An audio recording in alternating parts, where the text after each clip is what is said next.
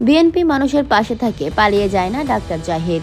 BNP মানুষের পাশে থাকা দল, পালিয়ে যাওয়ার দল নয় বলে মন্তব্য করেছেন বিএনপির স্থায়ী কমিটির সদস্য অধ্যাপক doctor AZM Zahid Hossain.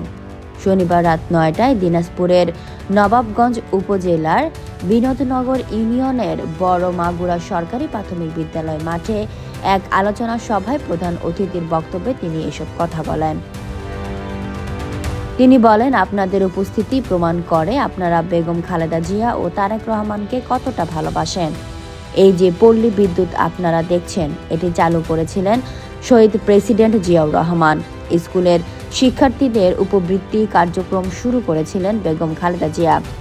BNP কি করবে তা 31 দফা কর্মসূচির মাধ্যমে জাতির সামনে উপস্থাপন করা হয়েছে।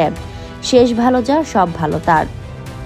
বিনোদনগর ইউনিয়নের 7 নম্বর ওয়ার্ড বিএনপির সভাপতি আনোয়ারুল হকের সভাপতিত্বে অনুষ্ঠিত ওই সভায় উপস্থিত ছিলেন জেলা বিএনপির সহসভাপতি আতিকুর রহমান রাজা, বিরামপুর উপজেলা বিএনপির সভাপতি আব্দুল মামুন, ইউপি চেয়ারম্যান নজরুল ইসলাম ফতে, নবাবগঞ্জ উপজেলা স্বেচ্ছাসেবক দলের আহ্বায়ক সাজ্জাদ আল মামুন, যুব দলের সাধারণ সম্পাদক মশিউদ দৌলা প্রমুখ।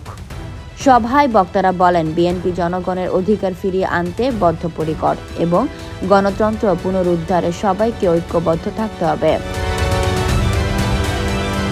Fatema Tuj Zohra, people voice television, Dhaka.